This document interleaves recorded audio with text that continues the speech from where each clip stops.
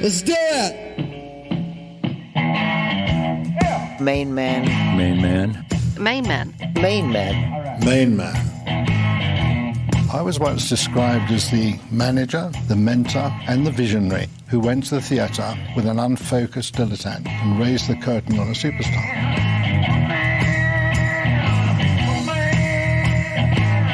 Hello and welcome to episode 24 in our series exploring the history of the management rights company MainMan, which was renowned in the 70s for transforming the business of rock and roll. While allowing MainMan artists to explore their creative freedom, the company pioneered promotion and marketing techniques that became synonymous with the decadence, extravagance and indulgences that are now part of rock folklore. Nobody can imagine what it was like, the way MainMan stormed into New York. MainMan worked with a very diverse range of clients. It included people like Amanda Lear, Lou Reed, Mick Ronson, John Mellencamp, Dana Gillespie, Mott the Hoople, Mick Ralphs, Iggy Pop and David Bowie. When the evening was over, I'm at the back of the marquee brushing my then waist-length hair in the mirror, and he comes up and takes the brush out of my hair, carries on brushing and says, "Can I come home with you tonight?" And I said yes.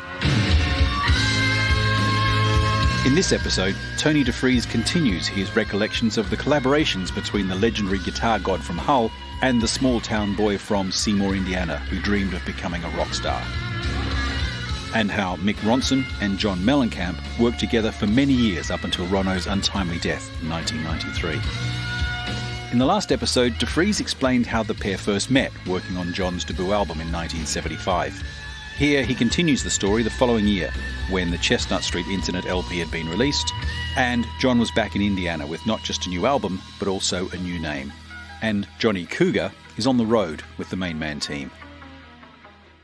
There's a lot of interesting things that happen in the media business or the music business that are connected in ways that aren't immediately obvious. The fallout function, I call it, or the connection, has always been for me very interesting. So here we are back at the radio station we got two real cougars, with trainees of course, and two very pretty girls in really skimpy costumes, and we introduced them to a radio station. We got all the licenses and permits, of course, but we didn't tell the DJ. So what we were able to achieve was, and of course John went along for the whole thing. He wasn't exactly thrilled to be around these live cougars, but, it was part of the necessary exercise. It got an enormous response, of course, because if you're in Indiana and you're in a local radio station and the DJ says, "And here I want to introduce John Cougar," and "What is this? There are real cougars here. There are real cougars in the station." Unfortunately, it was before the age of smartphones, but people are immediately saying to me, "Did you hear what happened on this radio station?" and listening, ultimately, of course, to the song. And that's the point of the exercise. Get people to pay attention to the song.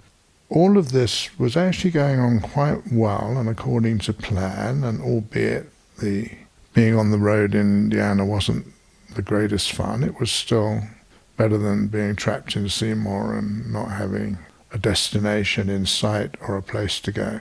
John was growing, he was moving, he was developing, and then disaster struck. And that's the other problem. You can't control the behavior of large corporations. If you are working with or for a corporation like MCA, which is simply part of a much larger corporate entity, so the record company is just one division in a very large corporate entity with many different divisions, and here's one minor artist on a label that's got a lot of very successful artists. When the upper level of management of the corporate entity that owns the record company decides to make a change, there's usually no warning, and it's normally the result of some major upset, not within the record company itself, but within the board of executive directors who control the larger corporation. The larger corporation, in this case MCA Corp, had been observing for many years Mike Maitland, who was the head of the record company. He was the CEO. He had a problem which he had been trying to manage and trying to conceal for quite a long time. And his problem was essentially that he drank too much when he was on the job. Now, being on the job as the head of a major record company, apart from having to manage the company as any CEO, you really have to be the public face of the company. And as the public face, his reliance on alcohol was getting a bad rap, and it was getting too much attention. None of this was in any way, shape or form related to our little record deal and our current record. Unfortunately for John, of course, it was a major factor. When Mike Maitland attended one too many industry events, which are closely watched and closely reported on, and literally fell off a plane staircase, one of those staircases they wheel up to your plane. He fell off the plane, and it was caught on camera, it was commented on, so he was gone from one day to the next. When this happens at a major record company, the incoming manager or CEO, the person who's now in charge, whether it's temporary or permanent, is going to be responsible for whatever his predecessor or her predecessor has done. If those acts that were signed by the predecessor have had hits, have got significant record sales, they'll keep them. If they haven't, they will not renew them, or they will terminate their contracts simply because they don't want to be tarred with the same brush as the person who was there last. So even if the person who was there wasn't disgraced, as Mike was, but was actually just let go or even retired or resigned or moved on in the ordinary course of business, that the incomer would say, I don't want to be attached to anything that might look bad on my sheet, on my turn of duty, on my record. I only want good acts and successful acts and acts with hit records. And if they haven't got those and they're still in the uncertain stage and there isn't any real indication that they're going to make it, then I better not take the risk. I'd rather sign up acts that I believe in, that I discovered, that I was recommended by my team. So suddenly his team or her team becomes the team who decides. The team that are already there might fit in or they might not, depends on what they're supporting or what they were supporting, or a whole variety of factors. So in this case, we had two key people who were lost to us at MCA.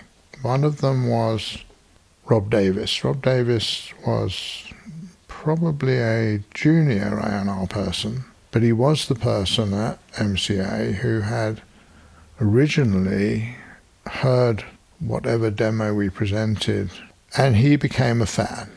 He liked what he heard, he thought there was something there, and he was one of the people who persuaded, probably the most important person who persuaded MCA to sign up on John and to make a deal. The deal that I made with MCA was not just a deal for John, it was a deal for MainMan as a label, and John was the first release on that label, and Mick Ronson was going to be a second release, and so on. We don't know how many other artists might have got onto that label if we'd carried on and gone forward. We had other artists for sure. What we do know is that Rob Davis continued to be a fan of John's even after the changeover, and he became one of the casualties. Another casualty was John Scott. In Rob's case, I was quite happy to encourage him to carry on working with John as a hands-on manager on the interim. So until we could find another label or another distributor or another record company and make another record deal, I encouraged him to work with John. And he was ultimately responsible for finding the Billy Gaff, Rod Stewart connection that gave John his next label entry and led to eventually successful recordings. The other casualty created a very different fallout and was actually an indirect result of MainMan and I and John Mellencamp creating another successful and ultimately, although he's since passed away, but he was a successful and very well liked and very well appreciated by a lot of people, including Dylan and George Harrison, Tom Petty. Tom Petty and the Heartbreakers was at this time on a label called ABC Records. John Scott was the promo man for MCA, who had been working on Mellencamp, and he'd been trying very hard to get Mike Maitland and other people at MCA to spend more money on promoting John. He was trying to push forward an agenda that I'd suggested to MCA that would call for putting a very large and visible billboard on Sunset Strip featuring John. It was quite rare for people to put up large billboards in prominent places like Times Square or Sunset Strip, and record companies weren't wild about doing it unless it was an artist like Barbra Streisand, who'd made an album called Guilty with the Bee Gees, which sold 20 million copies. That's okay. Wasn't that popular when I did it with David, but RCA were willing to step up. Wasn't that popular when I did it with Ronson, but they were still willing to step up. And of course we did it for our own purposes when we wanted to promote something like Fame, the play that we'd made with Ingrassia. But for MCA it was a definite no-no. And so John Scott was another casualty of the Mellencamp failure, if you like. It wasn't really a failure, actually. In a way, John succeeded because when Maitland left, MCA indicated that they weren't going to put out a second album. I promptly arranged to get a release of the label deal that I'd made with them because there was no point staying on there and waiting for what would not happen, i.e. they weren't going to put out another Mellencamp album. And I then had to go and look for another label. So that was my next step. And this means we've got the Chestnut Street album, which was released in 1976, produced by me, with the feature song arranged by me, and it's now reverted back to us. In the meantime, we made a second album called The Kid Inside, which we've completed, but which we've now not obliged to give to MCA. So we have two albums. We haven't got any reason to, or at this point, place to release the second Kid Inside album. So we decide we'll keep it until there's a moment when it's viable to release it. And meanwhile, we'll start looking for another label. John Scott goes to Charlie Miner, who's an old friend of his, who's also a radio promotion man, but of a much senior sort at this point. And Charlie Miner is the head of radio and general promotion, press promotion probably as well, at ABC Records. And he says, come and work for me. So off John Scott goes to work at ABC Records. And one of the things he finds when he gets there is a fairly new, as he puts it, he's going through some cupboards one day and he comes across a white label. It's what the industry used to call a test pressing, it would be called, of a recording that had been made and was being used for promotional purposes or in order to get a deal or to get feedback and so on. He finds this white label, he listens to it, and it's Tom Petty and the Heartbreakers, who he's never heard of, and pretty much nobody else has either, actually, at this point. This is the very first record they've made, and he's wild about it. So he immediately goes to Charlie and says, listen to this. And Charlie said, well, where'd you get that? And he said, well, it's been sitting in a cupboard here. Nobody's playing it. So Charlie says, well, let's get people playing it. And John Scott and Tom Petty actually said this himself before he died, that John Scott was totally responsible for getting him radio play on that very first record. And essentially, then by default, John Mellencamp made Tom Petty successful and famous without even knowing that he had any hand in that. That's how the music business works. It's a large, almost organic mess which proceeds in fits and starts without any real order or direction. Half the time, nobody knows why any artist actually succeeds. It's a guessing game, it's a crapshoot, it's luck, it's hard work, it's determination, and most of it is completely out of your control. As long as you know that, you can have a lot of fun doing stuff. What's not fun, of course, is when you get a very unhappy artist, which is what happens next in this story. John is furious that he's been dropped by the first major label that he's ever had. He's furious that his album's not going to be promoted anymore and that his band isn't going to be supported anymore. And you can't really blame him. It's not like it was his fault. But on the other hand, being angry about something that you have no control over doesn't necessarily help you. It tends to lead to a lot of frustration. And in John's case, it definitely led to a lot of unhappiness. Some of the band didn't come back. Most of them did. It wasn't that long before he got another record deal. So ultimately, it played out. His Reva deal gave him a number of albums, which included American Fool, and actually included albums after that as well, that were of course successful because by this time John was a superstar. So he had enough clout to now make things like Little Pink Houses, which is a very nice song on a different album.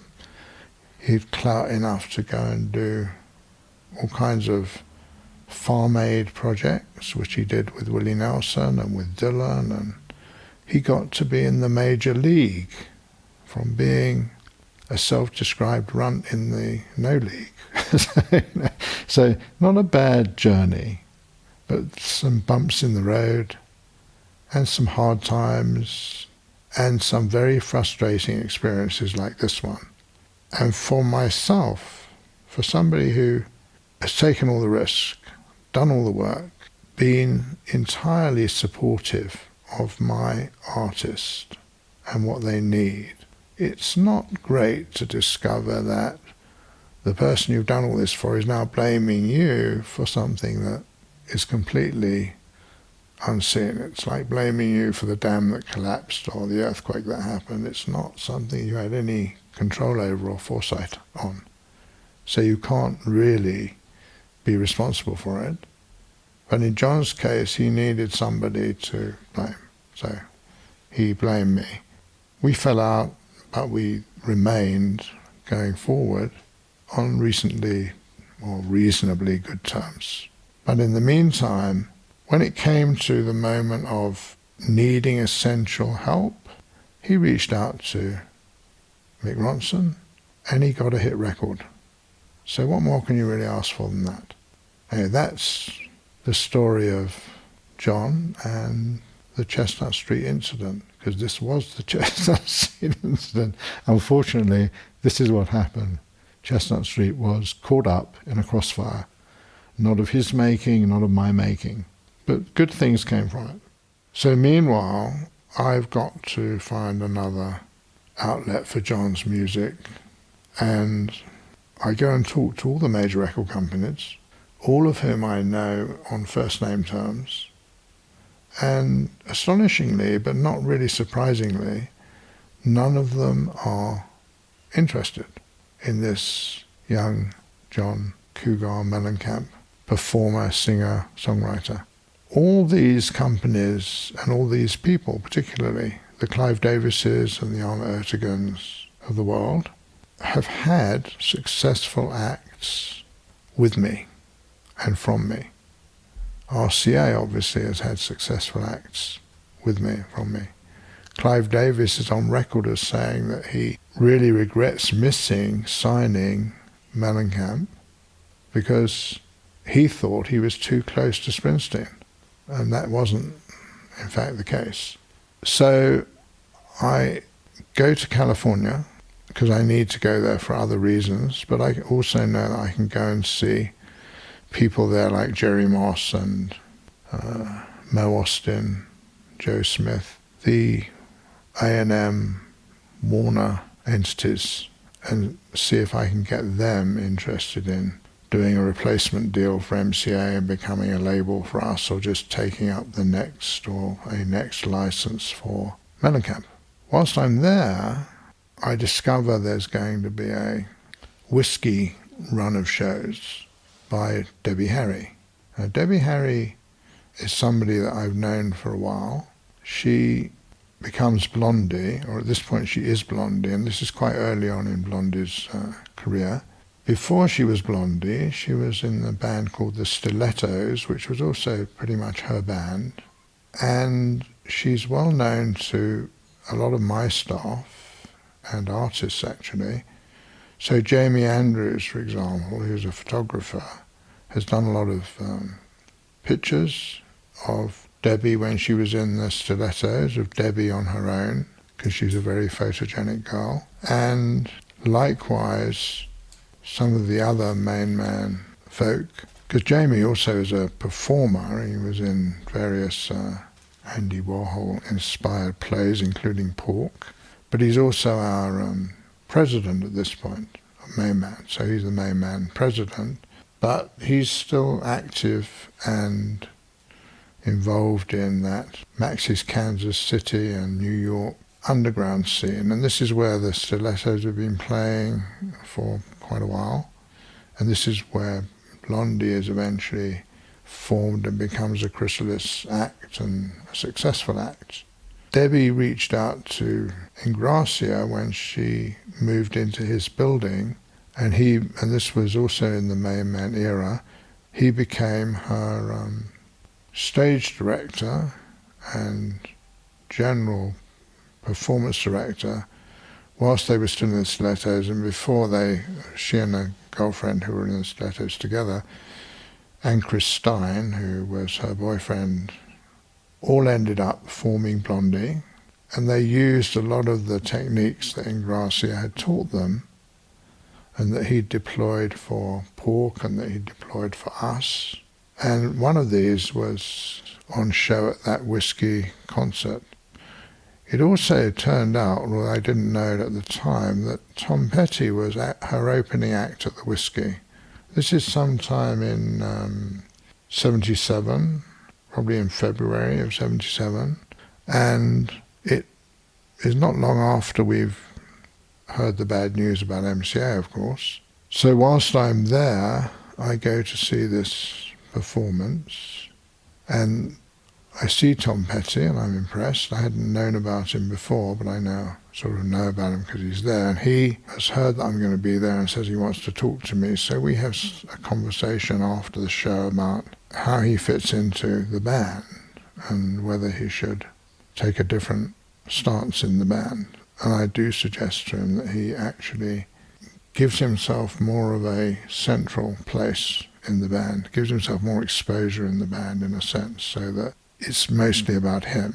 Because what I see and hear when I watch this performance is that it is mostly about him, and he's not really exploiting his full impact in the show he's doing at the time. At that particular show, I didn't ever see her do it again, but Debbie did something really interesting. She had bought or acquired somewhere a paper wedding dress. This is a sort of very much part of the Latino culture of when you have certain events in a girl's life, whether it's a wedding or a 16th birthday or some other event that is very important to their culture, they celebrate with big parties and celebrations, and very often they'll provide very extravagant dresses for the girls. What's happened over a long period of time is it's become quite often the case to create paper dresses so they can be worn and discarded or worn and kept, but they're less expensive than having to create a full-scale dress from fabric. And this is what Debbie had taken advantage of, this idea, although she's not Latino at all, but she nevertheless thought that it would be useful to get a very, very tightly fitted and very elaborate white dress, like a wedding dress, but was actually paper, so she could tear it off. And as opposed to ripping it off in a way that where it all stayed intact, she literally tore it off. So she tore it to pieces as she was singing. And underneath, of course, she had on a very skimpy, glittery costume. So it was a very effective bit of staging. And looking at it, I could see that it had come from Ingrassia, was very much his style, that it was also influenced by what he did in Fame, which she'd undoubtedly seen rehearsals for, or maybe seen the show itself. And it was something that we used in our Ziggy shows and our Diamond Dog shows, where we had velcroed costumes that we could rip on and off, and it was quite a nice effect that David's costumes could be ripped off by these ninja people that you didn't see because of lighting techniques. So we had girls in black who would come out and rip off the costume, and there'd be a skimpier costume underneath or a different costume underneath.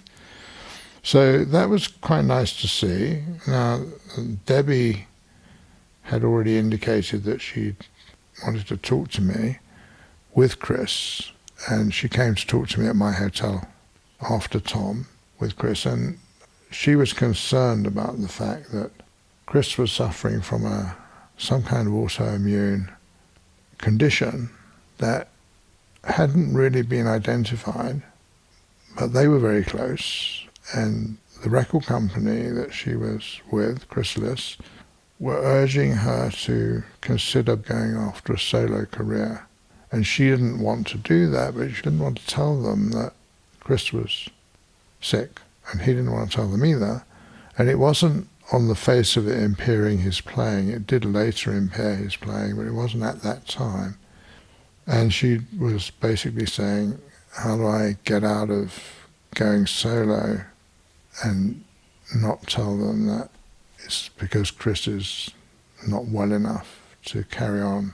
If I'm not around, he won't be able to work through another band. So he kind of needs me to keep him current as a writer and also a player in the band, but mostly because she didn't want to let him go.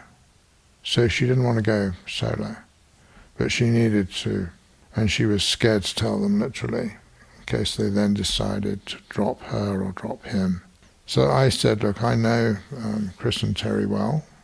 I can talk to them about it and make sure that they don't do anything, and you and Chris can try and work it out and hopefully find some kind of treatment for it, or at least find out what it is. And I did that, and they carried on being Blondie for longer than they would have otherwise. Eventually Debbie did go solo. But by that time, Chris had found out what was wrong with him and had got some treatment for it. Let's step forward then from the 70s and into the 80s and continue with the Ronson Mellencamp adventure. Can you tell us how Ronno was really instrumental in helping John create what has become one of his most successful songs? In 1981, John began working on an album at Criteria Studios in Miami. This would be his fourth album for Riva and was ultimately called American Fool. It featured a song called Jack and Diane that became, far and away, John's most successful recording and most successful song. He and the band had recorded some 20 songs and this particular song, Jack and Diane. John describes his acoustic playing of the song, just him and a guitar, where it sounds fabulous. And then his attempt to get the band to play along with him, it sounds terrible. And he brings into the studio a Phil Collins recording of In the Air Tonight, which he says he wants it to sound like this. And the problem is that particular recording was made by a producer called Hugh Padgham, who was very much an engineer and very engaged in compressing the room ambience and gating reverb drum sounds. And a lot of 1980s productions featured this kind of engineering instrumentation in recordings, but nobody on the Mellencamp team at that point were experienced in these kind of drum sound recordings or these kind of instrumentations. Don Gehman suggests to John, look, if you want that sort of rock and roll sound, why don't you call up Tony Defries, who made records like that with Bowie, and ask him, or call one of the people you worked with when you were making Chestnut Street. Don and John and the band are all under pressure because they've had a visit from an A&R guy. John describes him as a buttoned-up pink shirt A&R guy. Came down from Riva and listened to the songs and indicated that they didn't think there was anything there and that they wouldn't put the record out. So this literally increased the pressure. And following Don's suggestion, John then called Mick in New York and asked him if he would come down to Miami and help out with some songs on the album. And Ronson said he would. When he gets to listen to the Jack and Diane song, Ronson suggests that they do a gated echo with a plate, and nobody has any idea what he's talking about. So Ronson says, make the plate short, put gates on the returns, and gate the send. When I did that, Gehman says it was one of those aha moments when you suddenly realize, wow, this is how you make a really hard, crisp drum sound. And one little thing says, this sounds like a rock band.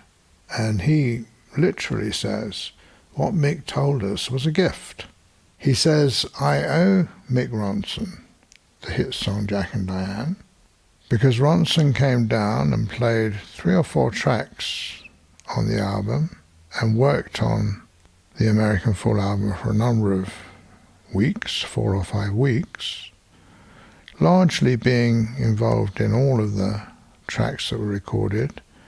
But for Jack and Diane, Mick said, Johnny, you should put Baby Rattles on there. And I thought, what the does put Baby Rattles on the record mean? So John says, Mick, put the percussion on. And then he sang the part that says, let it rock, let it roll, as a choirish type thing. So he really made it into a sort of refrain. And then he put hand claps on the song that went along with the refrain. And eventually we recorded the entire chorus with the entire band. So we had a lot of different voices on the chorus. And this is how that song turned into a hit. And similar tricks were played by Ronson on at least 3 or 4 of the other songs on that album.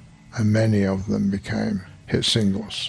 And that entire recording of American Fool and Jack and Diane I owe to Ronson.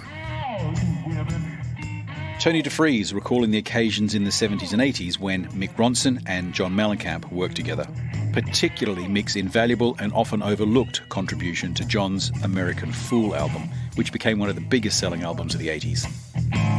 There are some great pieces of rock memorabilia from this period in rock history that are part of an ever-growing archive of MainMan documents, including articles, telexes, letters, contracts, production notes, a lot never seen before. That we are adding to the MainMan label website each week, a great record of a very exciting period in rock history. That's at mainmanlabel.com.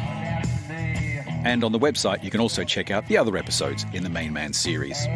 In the next episode, Defries explains how another incredibly successful musician began his amazing career as a MainMan artist in the early 70s. Composer Michael Kamen, who was the music director on the now legendary Diamond Dogs tour in 1974.